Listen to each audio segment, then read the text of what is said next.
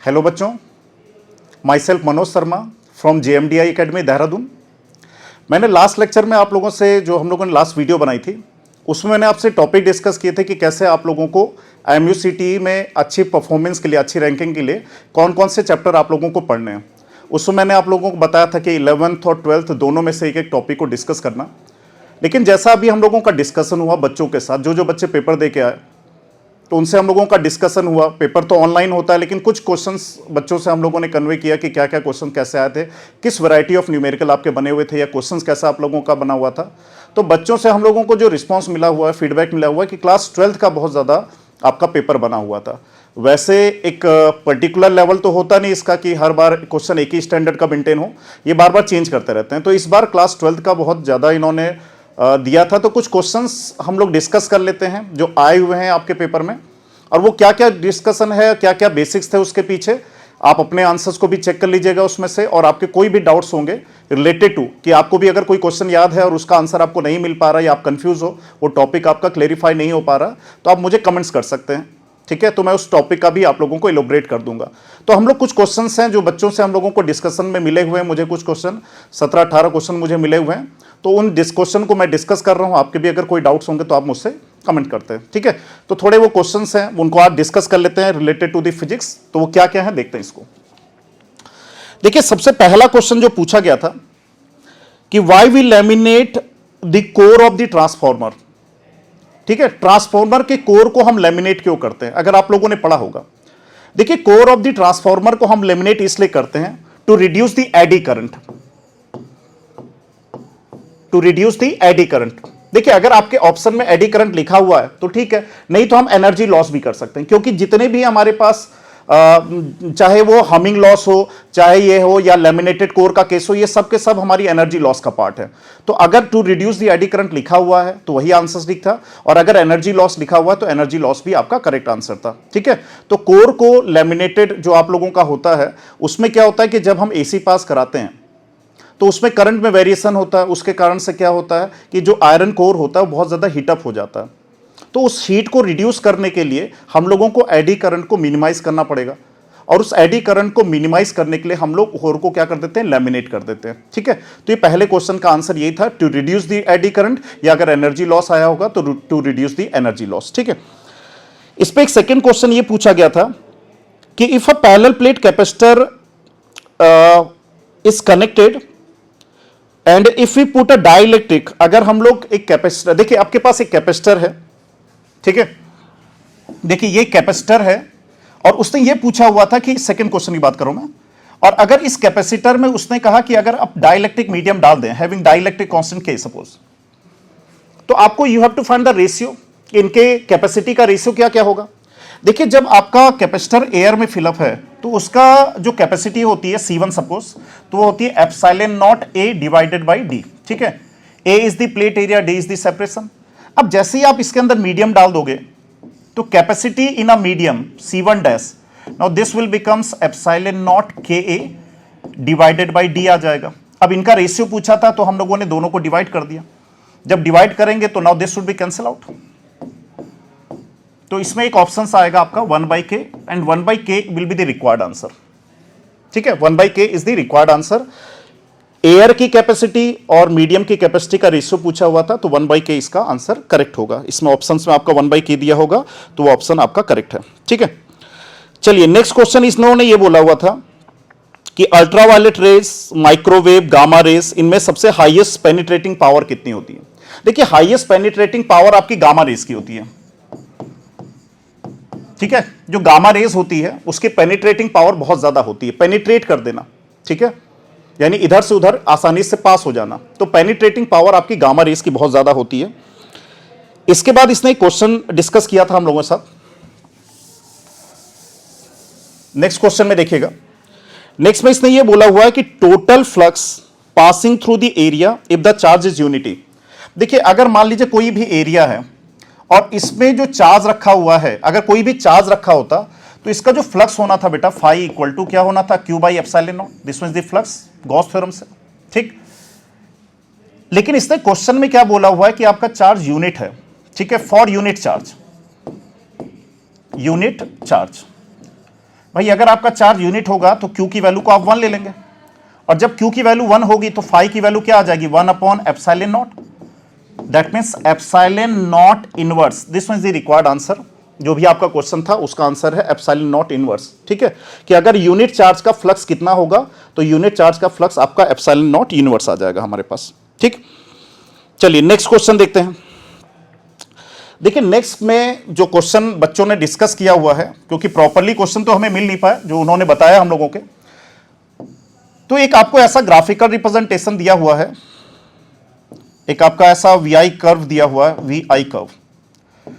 ठीक है, और ये बोला गया है कि दिस सोर्स फॉर ओमिक और नॉन ओमिक। ये किसके लिए है हमारे पास?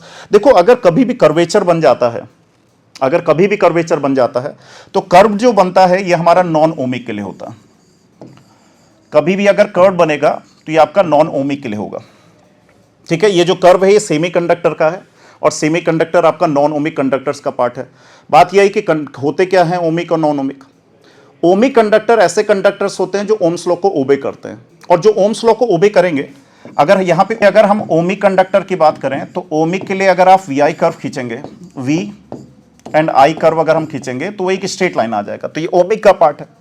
ओमिक कंडक्टर क्या होते हैं? जो फॉलो करते हैं ओम्स लॉ को, फॉलो ओम्स लॉ। ठीक है, नॉन ओमिक क्या होते हैं? Non ohmic which do not follow Ohm's law, जो ओम्स लॉ को फॉलो नहीं करते हैं, और इनके लिए आपका जो वी आई कर्व होता है, ठीक है, वो स्ट्रेट लाइन नहीं होता, वो कोई एक कर्वेचर को फॉलो कर जाएगा। ठीक है, तो नॉन ओमिक कंडक्टर्स ऐसे कंडक्टर हैं जो ओम्स लॉ को फॉलो नहीं करते, इसके लिए कर्व है। आप देखो इसमें भी कर्व नजर आ रहा है, तो ये हमारा नॉन ओमिक कंडक्टर का पार्ट बन जाएगा। ठीक है, तो ये क्वेश्चन पूछा गया था ओमिक है या नॉन ओमिक, तो ये नॉन ओमिक होगा। ठीक, नेक्स्ट क्वेश्चन था कि on increasing the temperature silicon act as. अब देखो ये बहुत अच्छा क्वेश्चन था, थोड़ा सा कॉन्सेप्चुअली आया था, तो जिसके बेस क्लियर थे, जिसने लेक्चर को ढंग से सुना होगा, ठीक है, या जिसने 12th की बहुत अच्छे से पढ़ाई करी होगी, डीप कॉन्सेप्ट पढ़ा होगा, उसके लिए क्वेश्चन ज्यादा टफ नहीं था। ठीक, देखिए पहले तो आप याद करो कि सिलिकॉन होता क्या चीज है। सिलिकॉन जो है हमारे पास वो आपका एक सेमीकंडक्टर है, सेमीकंडक्टर। ठीक, नॉन ओमिक है। अब सेमीकंडक्टर के केस में क्या होता है कि जब आप टेम्परेचर को बढ़ाते हैं बेटा, तो आपकी रेजिस्टिविटी कम हो जाती है, रेजिस्टेंस कम हो जाता है। ठीक है, जब आप टेम्परेचर को बढ़ाओगे नॉन ओमिक के केस में, उसमें इलेक्ट्रोलाइट भी हो सकता है, सेमीकंडक्टर्स भी हो सकता है, तो सिलिकॉन भी एक सेमीकंडक्टर है, नॉन ओमिक है। तो नॉन ओमिक में जब हम टेम्परेचर बढ़ाते हैं तो रेजिस्टिविटी डिक्रीज हो जाती है, रेजिस्टेंस भी डिक्रीज हो जाता है। तो इसने क्वेश्चन क्या पूछा हुआ था? क्वेश्चन पूछा कि ऑन इंक्रीजिंग द टेम्परेचर, जब आप टेम्परेचर बढ़ाओगे, देखो आप टेम्परेचर बढ़ा रहे हो तो आप रेजिस्टेंस को कम कर रहे हो बेटा। रेजिस्टेंस जितना कम होगा तो करंट की वैल्यू उतनी ज्यादा हो जाएगी, है ना। रेजिस्टेंस जितना कम होगा करंट की वैल्यू उतनी ज्यादा हो जाएगी। और करंट की वैल्यू ज्यादा किस में होती है? कंडक्टर में या इंसुलेटर में? तो कंडक्टर में ज्यादा होती है। तो अगर आप टेम्परेचर बढ़ाओगे तो this semiconductor will behave as a conductor.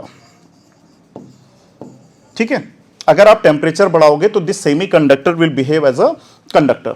ठीक है, ये ध्यान रखना आप लोगों ने। ठीक, अच्छा नेक्स्ट बोला था कि ऑडिबल रेंज क्या होती है हमारी, साउंड को सुनने की रेंज कौन सी होती है हमारे पास। तो ये तो आप लोगों ने लोअर क्लासेस में भी पढ़ा हुआ है, ये तो काफी आसान क्वेश्चन था कि 20 हर्ट्ज से 20,000 हर्ट्ज, 20 हर्ट्ज से 20,000 हर्ट्ज, ये हमारी ऑडिबल रेंज होती है, सुनने की रेंज। ठीक है, यानी हम लोग इसी रेंज में सुन सकते हैं। तो ये पूछा गया था कि ऑडिबल रेंज क्या होती है, तो 20 हर्ट्ज से 20,000 हर्ट्ज आपकी ऑडिबल रेंज होती है। ठीक है, अच्छा नेक्स्ट में इसने ये बोला हुआ है कि अगर, अब देखिए कुछ कुछ क्वेश्चंस हमारे पास प्रॉपरली नहीं बन पाए हैं, लेकिन कोशिश है कि जितना हम लोगों को बच्चे समझा पाए उसको हम लोगों ने राइट डाउन किया हुआ, उसी को हम लोग एक्सप्लेन कर रहे हैं। एक क्वेश्चन यह है कि फैराडे लॉ किस पे बेस्ड है, तो Faraday law is based on the conservation of energy. ठीक है, एक तो हमको यह आया था। फिर उसने कहा था how can we combine the resistance. आपको 3 रेजिस्टेंस दे रखे हैं, 3 रेजिस्टेंस विल बी गिवन, और उसमें एक रेजिस्टेंस आपको दे रखा है 5 ओम का, एक रेजिस्टेंस दे रखा है आपको 4.5 ओम का, और एक रेजिस्टेंस 2 ओम का दे रखा है।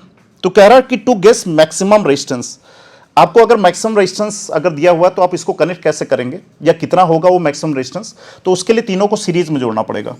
तो जब सीरीज में जोड़ा जाए तो आर इक्विवेलेंट की जो वैल्यू आती है, now this should be written as R1 plus R2 और प्लस R3 के बराबर आ जाती है। तो R1 कितना आपका 5 प्लस 4.5 और प्लस 3 आ गया, तो आप इनको ऐड करोगे तो 5 प्लस 3 8 और 8 4 12, यानी कि 12.5 ओम ये आपका नेट रेजिस्टेंस होगा when they are connected in series, और यही मैक्सिमम होगा, क्योंकि ये जगह अगर हम इसको सीरीज में जोड़ेंगे तो उस केस में ही मैक्सिमम आपका रेजिस्टेंस इसमें फाइंड आउट होता है।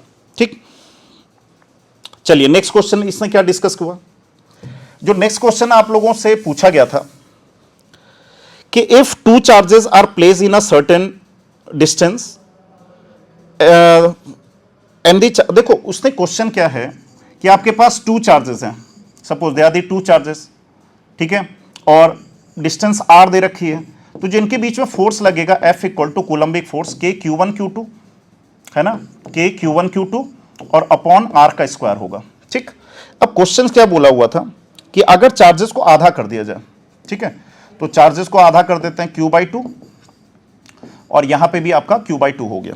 ठीक है, अब डिस्टेंस क्या बोला देखते हैं, and the distance become double, अब ये डिस्टेंस को आपने डबल कर दिया, 2r कर दिया। ठीक है, तो अब उसने ये पूछा हुआ कि then the new force will become, नया फोर्स कितना होगा, तो जो नया फोर्स आएगा F डैश, देखिए मीडियम तो डाला नहीं तो K का K ही रहेगा। ठीक है, अब चार्जेस को आधा कर दिया, that means Q/2 into Q/2, और डिस्टेंस को आपने डबल कर दिया है तो 2r का स्क्वायर, दैट मीन्स 4r का स्क्वायर। ठीक, तो आप देखिए यहां पे क्या सॉल्व होके आएगा, KQ स्क्वायर डिवाइडेड बाई 4 2 जा 8, 8r का स्क्वायर आ जाएगा, और इनिशियल वैल्यू आपके पास क्या थी, यहां पे वैल्यू थी आपके पास KQ square divided by R का स्क्वायर। ठीक है, तो आप देखो यहां पे KQ स्क्वायर बाई R का square, this means the value of F, यानी कि जो आपका नया फोर्स बन जाएगा वो आपका F/8 हो जाएगा। तो F/8 इसमें एक ऑप्शन दिया होगा, this means the required answer. ठीक है, अच्छा फिर इसने कहा if we remove the battery from the capacitor then what will happen. ठीक है, अगर बैटरी रिमूव कर दिया जाए कैपेसिटर से तो क्या होता है। देखिए कैपेसिटर के 2 केस आपने क्लास 12th में पढ़े थे, ठीक है, connection and disconnection of the battery के। अगर कैपेसिटर की बात करें, कैपेसिटर के, तो कैपेसिटर के 2 कंडीशंस बनती है, एक कनेक्शन और एक बनता है आपका डिसकनेक्शन।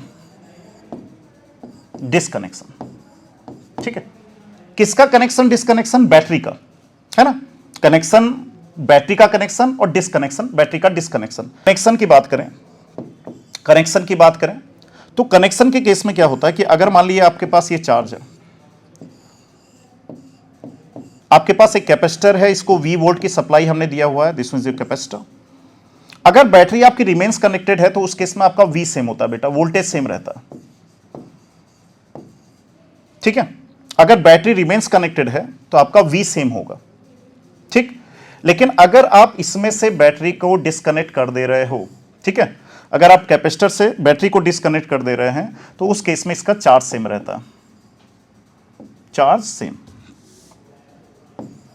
तो ये 2 चीजें आपको ध्यान रखनी है। तो आपको देखना पड़ेगा क्वेश्चन में क्या बोला हुआ है।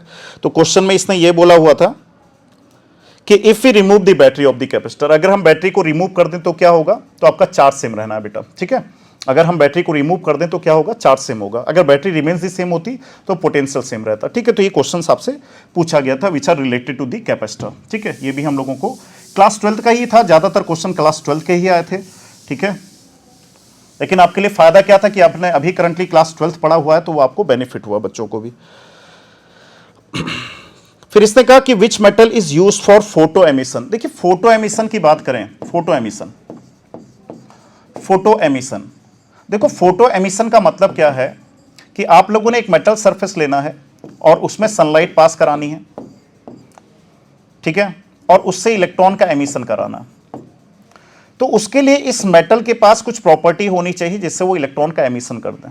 ठीक है, तो क्या क्या प्रॉपर्टी होनी चाहिए, तो उसके लिए ये जो हमारे पास जो मेटल्स हम लोग यूज करते हैं, उसमें हम लोग एल्कली मेटल्स का यूज करते हैं, और एल्कली मेटल्स में जिसका जितना बड़ा साइज होगा वो उतना अच्छा फोटो सेंसिटिव मटेरियल होगा, क्योंकि वो आसानी से इलेक्ट्रॉन का डोनेशन कर देगा। तो अगर हम लोग बात करें जैसे सोडियम, पोटेशियम, रूबीजियम, सीजियम, फ्रेंसियम, तो सबसे ज्यादा हम सीजियम का यूज करते हैं फोटो सेंसिटिव मटेरियल्स में। ठीक है, तो अगर आपके ऑप्शंस में सीजियम दिया हुआ है तो उसका हम सबसे ज्यादा यूज करते हैं। ठीक है, सोडियम, पोटेशियम, रूबीजियम, क्योंकि आप नीचे जाते हो तो साइज बढ़ जाता है, साइज जितना बढ़ेगा उतना आसानी से हम लोग इलेक्ट्रॉन को निकाल सकते हैं। एफआर, फ्रांसियम का यूज नहीं करते क्योंकि एक रेडियो एक्टिव है, जल्दी मिलता नहीं है बेटा। ठीक है, क्योंकि आसानी से अगर इसकी अवेलेबिलिटी रहती तो हम इसी का यूज करते हैं, लेकिन ये मिलता नहीं है बेटा ज्यादा आसानी से। ठीक, देखिए इसमें अगर ऑप्शन में आपका सोडियम, पोटेशियम दिया हुआ, देखिए सोडियम और पोटेशियम में थोड़ी दिक्कत होती है, क्योंकि इसको आप ओपन एयर में रख ही नहीं सकते। ठीक है, ओपन एयर में रखेंगे तो इसमें आग लग जाती है। ठीक है, तो इसलिए सोडियम पोटेशियम के साथ दिक्कत है, तो हम सीजियम का ही यूज करते हैं इसमें। अगर नहीं दिया है तो नन भी आंसर हो सकता है इसमें। नेक्स्ट इसने बोला कि the work done in moving a point charge from one point to another point in an equipotential surface. ठीक है, देखिए किसी भी चार्ज को एक जगह से दूसरे, अगर मान लो कोई भी एक चार्ज है, अगर हम इसको एक जगह से दूसरी जगह लेके जा रहे हैं, ठीक है, तो उस केस में जो वर्क डन का फॉर्मूला होता है W इक्वल टू क्या होता है, Q V final minus V initial. देखिए अगर आप इक्विपोटेंशियल सरफेस की बात करोगे तो इक्विपोटेंशियल सरफेस एक ऐसा सरफेस होता है जिसके हर एक पॉइंट पर पोटेंशियल सेम होता है, यानी आपका V इनिशियल और V फाइनल आपका सेम होगा, V मान लेते हैं, और अगर ये सेम होगा तो वर्क डन इक्वल टू क्या होगा, Q, ये भी आपका V आ गया, ये भी आपका V आ गया, तो नाउ आंसर विल बिकम 0। यानी कि इक्विपोटेंशियल सरफेस में there will be no work has to be done in moving a charge from one point to another point. अगर इक्विपोटेंशियल बोला हुआ है तो वर्क डन आपका 0 ही होगा हमारे पास। ठीक, अच्छा इसने बोला हुआ है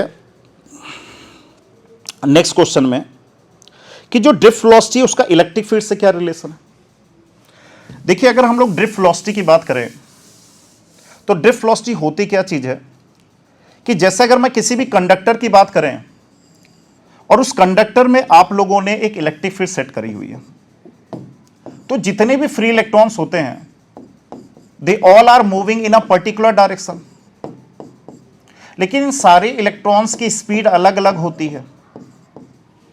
तो हमें इन सारे इलेक्ट्रॉन्स, मतलब कोई भी आपका जो कंडक्टर है उसमें जितने भी फ्री इलेक्ट्रॉन्स होते हैं they all are moving with a different velocity. तो हम लोगों ने क्या बोला हुआ ड्रिफ्ट वेलोसिटी को, the average velocity gain by the electrons in the presence of electric field. जब आपने इलेक्ट्रिक फील्ड लगाया हुआ है तो उस केस में जो फ्री इलेक्ट्रॉन्स है वो कितनी एनर्जी को गेन करते हैं, उन सब का एवरेज जो होता है वही आपका ड्रिफ्ट वेलोसिटी कहलाता है। तो ड्रिफ्ट वेलोसिटी का जब आप फॉर्मूला डिराइव करोगे और जो फाइनल आंसर आ जाएगा वो क्या होता है, ई टाउ बाई एम होता है in terms of electric field, और इन टर्म्स ऑफ पोटेंशियल अगर आप लिखोगे तो वी डी इक्वल टू क्या होता है, E V tau upon M L के बराबर हो जाता है। तो आप देखो वी डी और इलेक्ट्रिक फील्ड का रिलेशन पूछा हुआ था, तो वी डी जो होगा बेटा वो डायरेक्टली प्रोपोर्शनल टू ई होगा। ठीक है, हाँ एक चीज और ध्यान रखिएगा, अगर मैं इसको वेक्टर फॉर्म में लिखूं, अगर उसने डायरेक्शन भी पूछी आती तो V D equal to minus का ई टाउ अपॉन एम के बराबर होता है, ये आ गया। यानी अगर इलेक्ट्रिक फील्ड की डायरेक्शन आपके इस साइड है ना, तो ड्रिफ्ट वेलोसिटी इसके अपोजिट जाती है। ठीक है, यानी अगर किसी भी कंडक्टर्स की अगर मैं बात करूं तो जो फ्री इलेक्ट्रॉन्स होगा वो अगर इस डायरेक्शन में मूव कर रहा है तो आपकी इलेक्ट्रिक फील्ड की डायरेक्शन इधर आएगी। ठीक है, तो दोनों अपोजिट डायरेक्शन में आते हैं, तो ये वेक्टर का रिलेशन अगर डायरेक्शन पूछा जाता तो आपको यहां से बताना था, लेकिन इसने रिलेशन पूछा हुआ वी डी और ई का, तो वो डायरेक्टली प्रोपोर्शनल आपका हो जाएगा। ठीक है, तो ये क्वेश्चन आपसे पूछा गया था इसमें, तो V D is directly proportional to electric field के होता है हमारे पास। ठीक है, अच्छा देखिए नेक्स्ट जो क्वेश्चन पूछा गया था कि if the charge is on the wire place in a magnetic field then the force. देखिए एक चीज ध्यान रखिएगा कि अगर मान लीजिए कोई भी करंट कैरिंग वायर है, ठीक है, या किसी भी चार्ज पार्टिकल को अगर मैग्नेटिक फील्ड में रखा गया, suppose this means the direction of magnetic field, अगर यहां पे कोई भी चार्ज रखा गया है, कोई भी चार्ज रखा गया, तो किसी भी चार्ज पार्टिकल पे लगने वाले फोर्स की जो डायरेक्शन होती है F will be equal to क्या होता है, Q V B sine theta के बराबर होता है। लॉरेंज मैग्नेटिक फोर्स जिसे हम बोलते हैं। तो इसने कहा if a charge is on the wire place in a magnetic field, ठीक है, then the direction of the force, ठीक है। अब इसमें फोर्स की डायरेक्शन है तो डिपेंड करेगा पॉजिटिव है या नेगेटिव है, और इसकी डायरेक्शंस को निकालने के लिए you have to apply right hand palm rule, आप अप्लाई कर सकते हैं, ठीक है। तो आपने उसमें क्या देखना है कि जो आपका चार्ज है वो किधर मूव कर रहा है, ठीक है। इसमें क्वेश्चन में दिया होगा आपको, क्योंकि मेरे पास प्रॉपर आंसर नहीं, क्वेश्चन नहीं है इसका, तो इसमें देखिएगा कि आपको दिया क्या है। अगर मान लीजिए मैं क्वेश्चन करके बता देता हूं कि ये आपकी इलेक्ट्रिक फील्ड है बेटा, सॉरी मैग्नेटिक फील्ड, और यहां पे अगर आपका चार्ज है, देखिए अगर आपका चार्ज भी इधर ही मूव कर जाए तो आपका V और B के बीच का एंगल जो आपका थीटा कहलाता है, थीटा विल बिकम 0 डिग्री। अगर 0 होगा तो फोर्स आपका 0 लगेगा, पहला केस। अगर आपका मैग्नेटिक फील्ड इधर है और आपका चार्ज पार्टिकल इसके अपोजिट डायरेक्शन में मूव कर रहा है तो उस केस में थीटा आपका 180 डिग्री हो जाएगा, ठीक है, और उस केस में भी फोर्स क्या लगेगा आपका 0 लग जाएगा, ठीक है। तो they are the two condition. Third condition क्या है कि अगर आपका मैग्नेटिक फील्ड इधर है और चार्ज पार्टिकल इसके परपेंडिकुलरली मूव कर जाए तो उस केस में थीटा आपका 90 डिग्री होगा, और उस केस में आपका मैक्सिमम फोर्स लगेगा और वो फोर्स QVB के बराबर आ जाएगा, ठीक है, QVB के बराबर आ जाएगा। अब where will be the direction of force, तो इसके लिए आप पाम रूल अप्लाई कर सकते हो। पाम रूल में क्या होगा, फिंगर्स मैग्नेटिक फील्ड की डायरेक्शन में, और ये जो थंब होगा this will gives the direction of positive charge, ठीक है। तो ये मैग्नेटिक फील्ड गया, ये आपका पाम की डायरेक्शन हो गई पॉजिटिव चार्ज के लिए, तो फोर्स इसका इनवर्ट डायरेक्शन में आएगा। तो इस सिचुएशन में जो आपका फोर्स होगा वो आपका इनवर्ट होगा, ठीक है। तो आप देखिएगा या मेमोराइज करिएगा आपका क्वेश्चन क्या था, ठीक है। तो उसमें जहां भी चार्ज को जिस डायरेक्शन में मूव कराएगा, अगर पैरेलल और एंटी पैरेलल होगा क्वेश्चन में दिया होता तो आपका आंसर 0 हो जाता, अगर परपेंडिकुलर होता तो फोर्स लगता, और उसकी डायरेक्शंस को आप राइट हैंड पाम रूल से आसानी से पिक कर सकते हो, ठीक है। फिर एक क्वेश्चन है कि अगर हमारे पास अगर if a charge particle will follow a circular path then the velocity of the charge particle related to the radius. देखिए कोई भी चार्ज पार्टिकल अगर सर्कुलर पाथ को फॉलो कर रहा है, देखिए पहले तो फॉलो कब करेगा, तो कोई भी चार्ज पार्टिकल अगर perpendicular to the field enter कर रहा है, परपेंडिकुलर टू द फील्ड, है ना, यानी कि V जो हो वो परपेंडिकुलर टू B के हो, जो अभी सिचुएशन बन रही थी जैसे, है ना। इसमें क्या था, B ऐसा था और आपका V ऐसा था। अगर कोई भी charge particle perpendicular to the magnetic field enter कर जाए तो उस केस में वो सर्कुलर पाथ को फॉलो कर जाता है। ये आपका सर्कुलर पाथ हो गया, ठीक है, ये रेडियस है सर्कुलर पाथ की, and V is the velocity of the charge particle. Now in that case what will be the radius, तो R will be equal to, ये होता है हमारे पास mv अपॉन QB के बराबर होता है, ठीक है। This means the radius of the charge particle, mv should be written as momentum, तो P should be written as P upon QB भी हम लोग लिख सकते हैं। अब देखते हैं क्वेश्चन में क्या पूछा गया था। तो कह रहा है कि if a charge particle will follow the circular path then the velocity related to the, तो आपको रेडियस और वेलोसिटी का एक रेशियो था, तो आप देखो R is directly proportional to velocity, R is directly proportional to velocity, ठीक है। तो ये हमारे पास कंडीशनिंग इसमें पूछा गया था। एक और क्वेश्चन है, वो पूरा तो नहीं है मेरे पास, तो आई थिंक वो शायद क्वेश्चन पूछा गया था कि अगर आपके पास दो चार्ज पार्टिकल हैं, ठीक है, सपोज इसमें एक करंट इधर जा रही है, एक करंट इधर जा रही है, या पॉजिटिव चार्ज अगर ऐसे मूव कर रहे हो, पॉजिटिव चार्ज करंट के ही डायरेक्शन में जाते हैं, तो अगर दोनों में सेम डायरेक्शन में करंट जा रही है तो वो एक दूसरे को अट्रैक्ट करते हैं, ठीक है, एक दूसरे को क्या करेंगे, अट्रैक्ट करेंगे, ठीक। और अगर इन्हीं दोनों वायर्स में आपकी करंट अगर अपोजिट डायरेक्शन में जा रही है बेटा, ठीक है, तो इन दैट केस में वो एक दूसरे को रिपेल करेंगे, ठीक है। तो ये कुछ क्वेश्चंस हैं जो मुझे पता लगे बच्चों के थ्रू, और बाकी आप लोगों के और भी क्वेश्चन में अगर कोई डाउट्स होंगे या आपके कोई क्वेश्चंस हैं जिसमें आप लोगों को लग रहा है कि इसमें हम लोगों का कंफर्मेशन नहीं हो पा रहा है, ये पूछना चाहिए सर से, तो आप कमेंट्स कर सकते हैं, ठीक है। तो इतने क्वेश्चन मुझे मिले थे, वो मैंने आप लोगों से डिस्कस कर दिया। उम्मीद है आप लोगों का पेपर भी बहुत अच्छा गया होगा, और बाकी इसकी तैयारी करते रहे। और इस बार का पैटर्न में क्लास 12th बहुत ज़्यादा पूछा गया था, लेकिन हर बार ऐसा नहीं होता है, कभी 11 से भी पूछ लेता है, कभी 12 से पूछ लेता है, लेकिन मेजर जो होता है, जो IMCT के पेपर में देखा गया है, 12th का बहुत मेजर रोल रहता है। तो 60% आपका 12th का हमेशा हर साल पूछा गया है, 40% अप्रॉक्स 11th आता है, लेकिन जो बच्चों से अभी डिस्कशन हो रहा है कि 12th का ही बहुत ज़्यादा पोर्सन उन्होंने पूछ लिया था, ठीक है।